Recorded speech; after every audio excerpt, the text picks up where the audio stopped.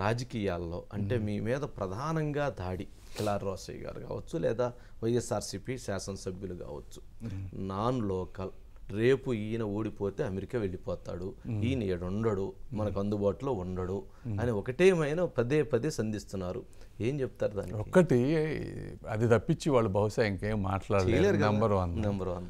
Number 2 ఏంటంటే, పోనీ నేను నాన్ లోకల్, మీరు ఇక్కడ ఉన్నారు కదా, నేను 10 సంవత్సరాల నుంచి 2013 నుంచి ఈ రోజు వరకు కూడా 7 ట్యాంకర్స్, వాటర్ ట్యాంకర్స్ కంటిన్యూస్గా మాచర్ల ప్రాంతంలో తిరుగుతాయి. 7 tankers continuous water foundation. Okay.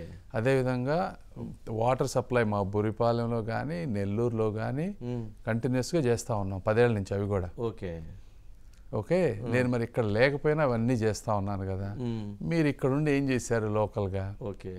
ఉన్న మట్టి గ్రావెల్ మొత్తం తవ్వుకున్నారు, కంప్లీట్ కరప్షన్ చేశారు. ఒకటి అదొక ఆస్పెక్ట్. సెకండ్, లోకలా ఇంకోటని కాదు, ఎవరైనా సరే మీకు సమస్యల పట్ల అవగాహన ఉందా లేదా, అసలు ఏమిటి? రెండోది, ఆ సమస్యను తీర్చే ఉద్దేశం ఉందా లేదా, ఉద్దేశం ఉంటే ఎంత బలంగా ఉంది. ఓకే. ఈ 3 నేనేం చెప్తానంటే, ఎవరైనా సరే లోకల్ కానీ నాన్ లోకల్ అనేవాళ్ళు రోసయ్య గారిని రమ్మనండి, ఎట్లనే ఇంకో చైరేసి కూర్చోబెడదాం, రమ్మనండి బ్రహ్మాండంగా. నాకు కిలార్ రోసయ్య గారికి పెమ్మసాని చంద్రశేఖర్ గారు ప్రత్యేకంగా ఆహ్వానిస్తూ ఉన్నారు. లోకలా నాన్ లోకలా అనే అంశంతో పాటు సమస్యలు ఏమున్నాయి, గుంటూరు పార్లమెంటు పరిధిలో సవాళ్ళు అంటే ఏ సమస్యను ఎలా పరిష్కరిస్తాం ఏంటి అనేటువంటి దానికి చర్చకి నేను సిద్ధంగా ఉన్నాను, రమ్మని స్వయంగా పెమ్మసాని చంద్రశేఖర్ గారు ఆహ్వానిస్తున్నారు. ఇదే చైర్లో ఇంకొక చైర్ పెమ్మసాని చంద్రశేఖర్ గారితో పాటు కిలార్ రోసయ్య గారిని కూడా ఆహ్వానిస్తున్నాం. రెడీ, ఇక్కడంటే ఇక్కడ, లేదంటే గుంటూరు రమ్మంటే నేనే వస్తాను, ఎక్కడైనా ఓపెన్ డిబేట్ మీరు ఎవరు చేసినా నాకు ఇబ్బంది లేదు.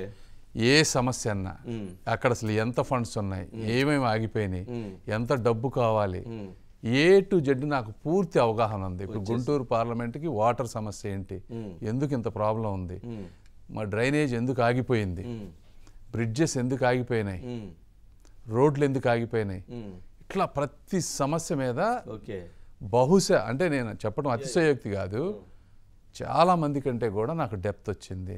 ఎందుకంటే నేను 2.5 నెలల నుంచి దాదాపు ఒక 4 hours పండుకొని కంప్లీట్గా కంటిన్యూస్గా విన్నా ఉన్నా. డ్రైవర్ల సమస్యల దగ్గర నుంచి అన్ని సంఘాల వాళ్ళతో కలిసా.